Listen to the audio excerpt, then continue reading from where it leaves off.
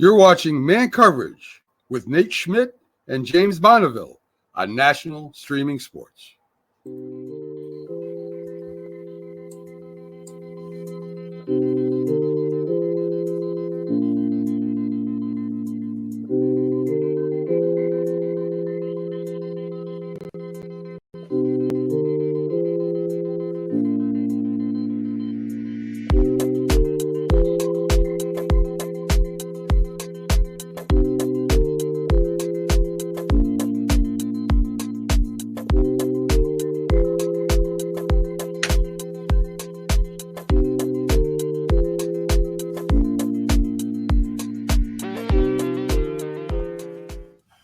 Good morning, everyone. This is Man Coverage with Knoxville Nate, James Bonneville, and Steve Bellisari, the quarterback. We are here. It is October 13th, 2024. Not going to lie, I feel like someone shot me after the end of that game, but I'm still here nonetheless, and we're going to talk about it a little bit. We've got Mark GIVLER with us today from Buckeye Huddle. We're going to bring on in just one moment. And we're gonna break down this game, number 2 versus number 3, from beginning to end. Before we bring in the guru, I want to get everybody's thoughts on the game. Steve, I want to go with you first. You played quarterback at Ohio State. I think the guy that played last night did a pretty good job. Honestly, I was impressed with Will Howard, considering he had people running in his face. The offensive line obviously lost 2 starters, and there was some guys coming after him. But all in all, I thought that Will Howard did a pretty good job until that last play. Steve, give me your thoughts on how you thought Howard played as a whole for the entire game, and what the F was he doing at the end there? Great. To be honest, there's not a lot I would change about his game, right? I mean, I think he was put in some tough spots. He got new guys on the line, and he did his job, right? He put us in a position to win the game. Unfortunately, I hate that it'll be looked at that he was the one on that last play. That wasn't his fault. No. He was put in a no-win situation. We got gamed, right? They outsmarted us out the end there by throwing the 12th guy on the field. We don't win prizes for having a timeout at the end of the game. We should have used it, right? The second we got confused, didn't know what was going on, we got a timeout. We lost 8 to 10 seconds, which is 2 plays to where we could get a play off in the middle of the field, spike it, and then line up for a kickoff from a field goal. So I hate that it happened that way. But Will Howard, that's why we had him come to this school and play in big games and play like that. He played outstanding. Could I be nitpicky and say, man, maybe some of his deep balls could have been better here and there? Sure, you could say that about every quarterback, every game, but his decision-making, his thought process, he was spot on. And unfortunately, he got put in a no-win situation that last play of the game, which is, that's tough. I agree. James, I want to get your thoughts on how this defense played. This defense has been pretty solid. They haven't really been tested, but they look good against Iowa. Last night, it didn't go well, especially in the secondary. You know a lot about Denzel Burke, and we've been pretty, complimentary of him over the years. But yesterday, he looked like a burnt marshmallow when you were, trying to make some s'mores and you left your shit in there too long and it catches on fire. That's kind of what he looked like all night long. What did you think about the defense, and what was wrong with the secondary yesterday, bud? Well, I mean, first off, let's be honest. Evan Stewart is a hell of a receiver.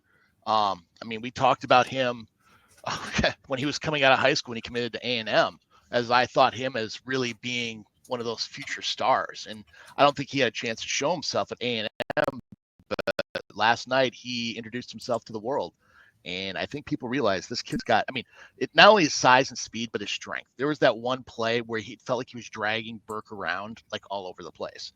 The one thing that kind of shocked me was whenever Ohio State was running zone, they did a really good job of putting it in between, but separating the safeties and the corners or linebackers. And there was this big in between. They were running these skinny posts too constantly. I think that is something. I mean, granted, we got guys like Tez Johnson who can really spread the field. You got to come back and play that. But I think that's something they're going to have to realize when they're playing again, because let's be honest, they're going to play again, either the Big Ten championship or probably in the tournament. I mean, I know the sky's fallen, they lost a game, yada, yada, yada. Well, we live in a different world now where the tournament's in play, and you're going to get another chance. It's heck, the 14 team lost Virginia Tech and still won the title. So, yeah, no, there's no doubt the season's not over, but that was a tough one to swallow. We're going to go ahead and bring in our guest, Mark Givler from Buckeye Huddle, and get his thoughts, and we can all kind of throw the questions we've got to him as they come up. Let's see if we got him in. Mark, you hear us okay, buddy? Yep. How you guys doing? We're okay. We're okay. We were doing really, really good till the end of that game. I'm going to start off with a question for you here. Obviously, the offensive line was kind of a question mark the last 2 years. I think we've, decided. And last night, we got some runs. There was some plays where he had time, but, Simmons went out, and to me, everything kind of looked different. My question for you is, what do you know anything about the severity of his injury? I mean, they carted his ass off pretty quick, and that makes me nervous. And the rest of the offensive line, obviously, we had another starter go down. What's up with the injuries? Do you know anything about how severe they are? And what was your thoughts on the offensive line as a whole after we lost two guys? Well, I'll start with the first part. Tegra Chabot is going to be fine. The right guard, he actually was able to come back into the game and give them some minutes. He's going to be fine. They got a bye week coming up, and I don't anticipate this will be anything that keeps him out of the lineup long term. Ryan Day had very ominous comments about Josh Simmons after the game, and it looks like he is possibly out for the year. That's the initial thought. I would think we'll know for sure here, if not by the end of the day, by Monday morning. So it didn't look good live the way his knee buckled, and Ryan Day seemed very concerned after the game. So every now and then you get some really unexpected positive news on things like this, and maybe it's just a sprain, but it doesn't sound good. And I think that's probably the biggest takeaway from the game. Actually, I think that's actually more concerning than the final score. Yeah. Contact injury like that is not good. I was once again with my brother who's orthopedic surgeon. Yeah, I mean, no, that's kind of. Go ahead, Steve. No, I was going to say it doesn't look good for him, unfortunately, and I hope we're wrong. But to your point, Mark, it's going to be tough. Yeah, I mean, that's the one position where we couldn't really lose anybody. We're already pretty thin at left tackle. Mark, what did you think about the job they did, after Simmons went out? I mean, it didn't look to me like he had tons of time to throw, and the running game wasn't really as successful. Not that they really ran it that much after that, but what do you think the season looks like without Simmons at left tackle, and can they overcome that? I think they can. I mean, they've got a lot of experience around the rest of the offensive line.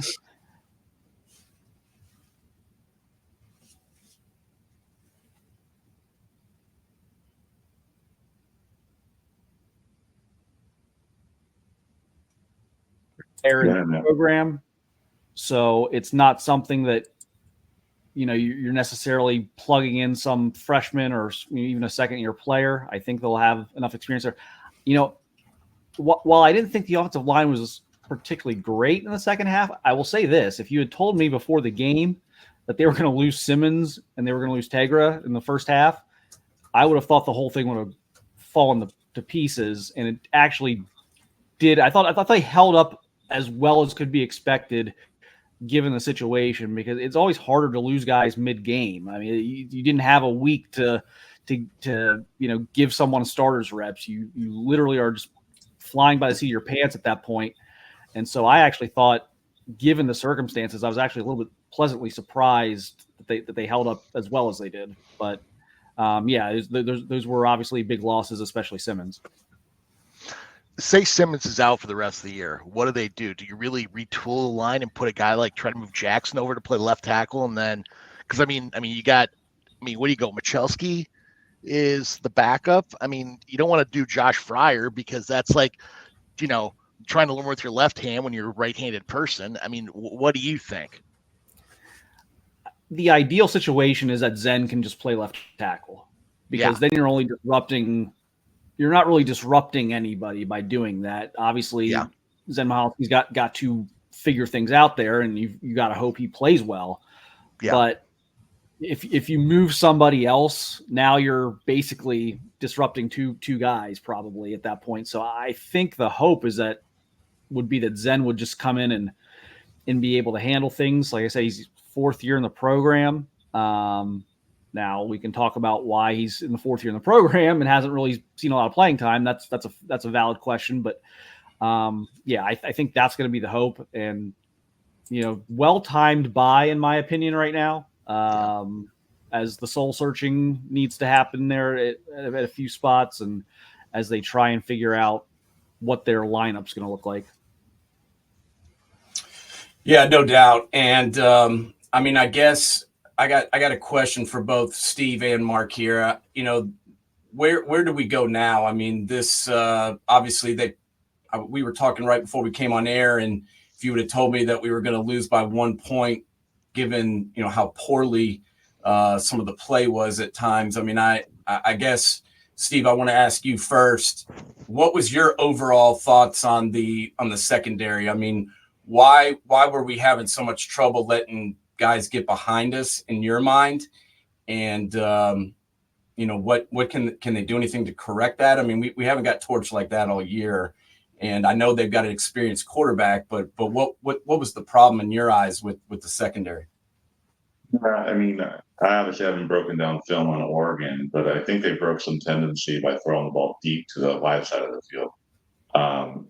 Typically with our defense, we do a good job of getting the ball out quick. And if you watch how the technique Kirk was playing, his eyes are in the backfield looking for the ball to come out probably quicker, because that's just historically we've been able to get pressure with 4 or 5 and the ball comes out.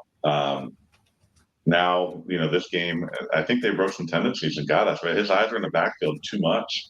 And like I said, I don't know the exact play call, but when you're as a DB staring in the backfield, you can't. You're going to lose your receiver, right? And that's what happened for a couple times, unfortunately. So I don't know if they broke tendency and they schemed us really well, but the one thing that I think I'd like to see us do is, because we have such depth at every position. I mean, we saw it happen on the offensive line, right? We had a couple people get hurt, and we put new people in, and we were still able to keep going. Hey, if we're having a bad day, right? If Will Howard throws 3 picks, let's get him out. Let's put someone else in, and then get him back in once you settle down. I think Burke was. He's amped up, wanting to make plays and trying to do something, and it wasn't going well. Sometimes you got to sit him down, get him calm, and put the next guy in, because we have that fortunate, depth that we can do that. And we didn't do that last night, which is unfortunate. Listen, Denzel Burke is a hell of a football player, and we're not going to see this again. So if you start looking at a game like this, there's a lot of good to take away from it.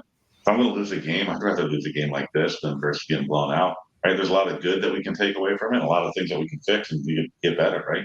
So, the areas where I think we got exposed, we can learn from and line up and keep playing. We have a hell of a football team. Like, I'm not worried one bit about where we're at. Like, Oregon's good. We went on the road. We had an instant classic, and unfortunately, we came out short by a point. Okay, let's learn from it and get ready for the next game. No, I think that's a great point. I was wondering if they were going to maybe take him out for a couple plays and talk to him and put Matthews in, or, I kept waiting for that to happen. And it didn't seem like it really did. Some of the issues in the secondary always stem from pressure. If you got guys getting pressure, the DBs always look better. And, I've got to say, maybe there was about 2 plays where I saw JTT get in the backfield and cause some issues. But other than that, I forgot Sawyer was on the field. Mark, assess to me, if you can, the defensive ends and the pressure packages that I guess we didn't have last night. Why couldn't we get in, and cause issues for Gabriel when he was trying to throw it? I mean, I know he's getting rid of the ball fast, but shouldn't we have caused more problems in the backfield with our rush guys? Yeah, I mean, the front four was obviously not getting home, and I think the front four played very well and really in any aspect last night. I thought Oregon ran the ball pretty well. I thought obviously they kept Dylan Gabriel really clean, but so I think just from a broad perspective, the front four played very well, but here was kind of my issue. I ranted about this quite a bit last night. They're in man across the board in a lot of those situations where they got beat deep last night, and I don't think they did the secondary any favors by not bringing extra pressure. If you're going to go man, and look, we'll have to take a look at the all-22. It looked like they were in cover 0 there at the end of the first half. I have no idea why you'd be in cover 0 there on 3rd and long at the end of the half. It is. That's how he calls it. He's been like that. He's consistent, right? He's always been like that.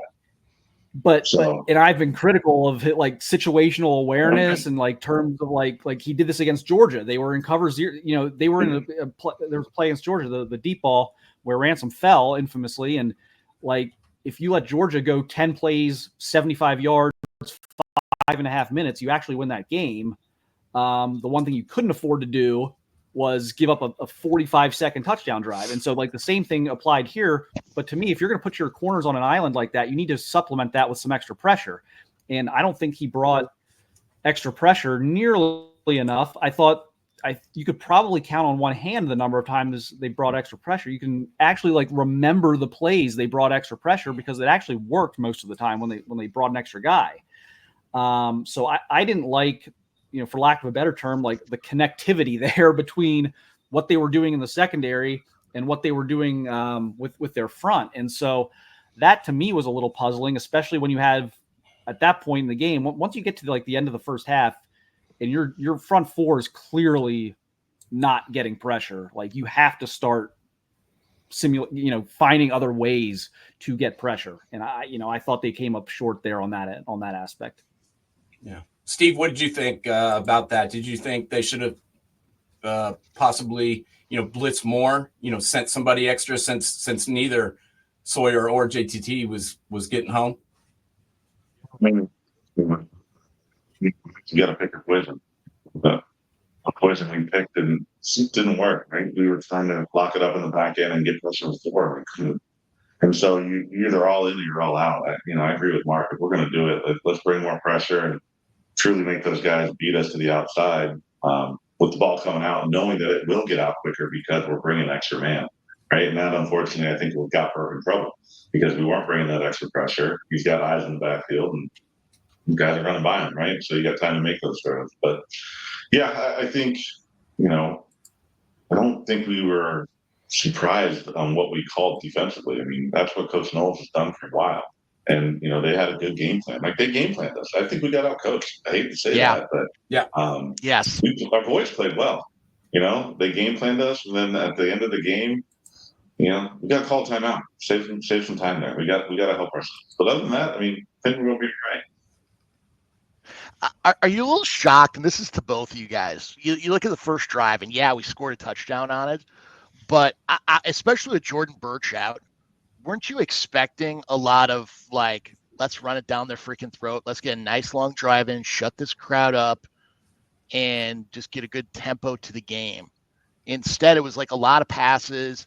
Like, I mean, I know the receivers had a height advantage quite a bit over Oregon's DBs, but I was shocked that we didn't try to run the ball more and try to set that tempo. I mean, what are your guys' thoughts? Mark, Steve, either one. I mean, here's my thought. I think the first drive, I think we did run the ball fairly well, right? We ran the ball 33 times. We averaged 4.5, carry. We'll take that. I think where we stalled the most and our offense didn't get a good tempo is we were bad on 3rd down, right? And you've heard me guys talk about this on the show. If you're going to be a championship team, you got to be able to establish a run, which I think we did pretty good. You got to be really efficient on 3rd down, and we weren't. And then you got to play good defense. And I mean, if we look at the game, that's the most yards we've given up all year. They were way more efficient on third down than we were. And that's where I think the game was really different. And that's a coaching scheme, right? And I think we didn't hit on some of our third down plays, which made that run game feel a little different, in my opinion. Yeah, I don't have that many complaints about the offense last night, to be honest with you. Mm-hmm. I really thought, once again, the defense didn't play well enough in a big game. That's, you know, and I think, you know, to an extent, yeah, could they have run the ball a little bit more? Maybe. You know, you lose 2 possessions basically with the turnover and then the onside kick, for lack of a better term, whatever that was. So Oregon steals 2 possessions. You still win the time of possession battle. Despite that, I thought the short, quick passing game was kind of an extension of their running game. Oregon was going to let them 7 to 8 yards them to death in the passing game, and I thought they took advantage of that. I thought Howard, for the first 58 minutes and change, played basically the perfect game that they needed him to play. And you know, so I don't have a huge issue with really a lot of the things on offense, but you know, Steve, the one thing Steve did say, and which of course I agree with, is the third down efficiency had to be a little bit better. That would be my, you know, the third down efficiency, and then the 2-minute drill, which I think that goes just beyond the last play. There's a lot of things there that maybe scratch my head, but yeah. What did you think about the offensive pass interference call? I mean, I guess that was offensive pass interference. In textbook, I guess. I don't know. Mark, what did you think about that call? And I guess I don't. What did you think about it? I guess I don't know. It's a tough call to make in that situation. I think Jeremiah's in a tough position there. You're obviously trying to get open. Guy's about to put hands on you. So what level of force is he allowed to use to ensure the guy who's trying to put hands on him doesn't disrupt his route? You know, he's obviously the bigger, stronger human there, so he gets a little bit of punishment for that. Kind of like how Shaquille O'Neal used to be able to get fouled and hacked and people wouldn't call it because he's just bigger and stronger than everybody. I didn't love it. I'm not going to sit here and say, like, there's no way that was – I mean, he pushed – he extended a little bit. He gave him a good chuck. I didn't love it. I didn't love it in the moment. I didn't love it in a game where they kind of let guys play for the most part. I mean, a lot of the penalties were just like false starts and things like that. There weren't a lot of like holdings, interference. There was only a couple of those, and they were like painfully obvious. So, I didn't love it. Can I sit here and be like, oh, that's why they lost the game? I mean, I guess if you want to say that's why they lost the game, there's some truth to that, to the extent that they drove them out of field goal range, but they had so many other things they could have done right to win that game. Yeah. And piggybacking off of that, Steve, there was a few times where I was like, why don't they just kick it now? Like, I mean, especially with 6 seconds left. I mean, a lot of times, unless you throw a quick out and they run right out of bounds, the clock's going to expire. I mean, even with the timeout, you can be screwed. I mean, what was your thought there? Would you rather have kicked it right there or call the timeout and set up what you're going to do in sequence? I don't know. What did you think, Steve? Back on Mark's a little bit here. First of all, that call was horse shit. They can't make that call at that point of the game. The way they called the game, if they were calling it all game, I can live with it as a coach. But come on. I mean, to your point, we're going to penalize Jeremiah Smith because he's big and physical. Like, that just didn't sit right with me. But it is what it is. We can't say we won or lost the game because of that play. So right. That is what it is. But, the reality is I don't know the kicker well enough, but sending him out there to make a kick he can't make isn't a good way to win the game either, right? I mean, so we had to try to get more yardage there, unfortunately. And the thing that I'll go back to, and like I said, Oregon gamed us. They knew throwing that 12th guy on there, the clock would run. We got to call that timeout. Stop the bleeding right then and there, right? We were confused. We didn't know what was going on. Call your timeout, right? At least give yourself a chance to get a play to where you're lined up and you're going to, give it your best shot. And that wasn't it. So that to me was probably the more pivotal part. And it's hard, right? I know during the week they schedule and they practice different change situations. They'll do 2 minute. I don't know if you've ever practiced that scenario, right? That was a weird one. And kudos to Oregon for knowing the rule, and they use it against us. And I tip my hat, but I have a feeling from here on out we're going to know how to be ready for that in the future, because that's one thing at the end of the game you got to prep for, and it looked like we did, unfortunately. And I don't know how you could have predicted that.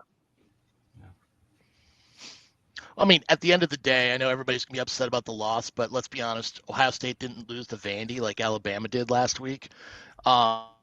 Oregon is a legit program, and having this week off is probably going to help out quite a bit before going into Nebraska. I mean, Steve, you've gone through the weeks off. What goes through your mind on something like that before you go into your back in? I mean, because you can't really prep that long ahead of time for Nebraska. Yeah, you get back to basics this week. Make sure everyone's healthy, right? Get everyone back in a good routine. Focus on yourselves, and then turn around the next week and get ready for Nebraska. I mean, this should be a really good self-scout week. Go back and look at your tendencies. Self-scout what you've done well on offense, defense. How do you break those tendencies so you have a good game plan going into Nebraska? Yeah, I mean, I do. As Mark said earlier, I think this is a really good time for a bye with the offensive line banged up, and maybe just to not go out there after being shell-shocked like that at the end. I think that's good. Mark, I want to get your thoughts on, how you're viewing the Big Ten at this point. Obviously, we saw, Washington go up and take out our friends from up north, and then yesterday get shellacked by Iowa. That actually made me feel better since we kicked the shit out of Iowa last week. Them coming back and stepping up was good. But how do you think the Big Ten looks to you, I guess, right now? And, after this game, how do you feel it stacks up?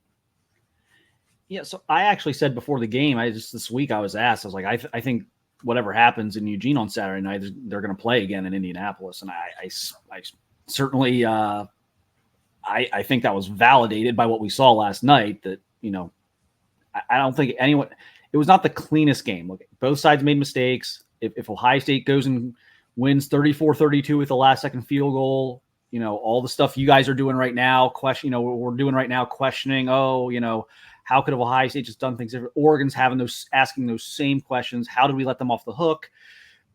This, that, and the other. So I think, but with that said, I think they were clearly two of the 3 or 4 best teams in the country. I think anyone that watched that game can sit there and be like, yeah, there's a lot of talent on those rosters. There's a lot of speed. There's quarterbacks were good. Like, I think that's pretty obvious. And so Ohio State's got the 2 hurdles to getting their rematch on their schedule. Indiana, which God, they're doing a great job, but I can't fathom that's going to be a loss. And then you go at Penn State, and certainly a losable game. I don't think Penn State's skill on the perimeter strikes fear in anyone's heart the way Oregon's does. So I think it's a good matchup for Ohio State.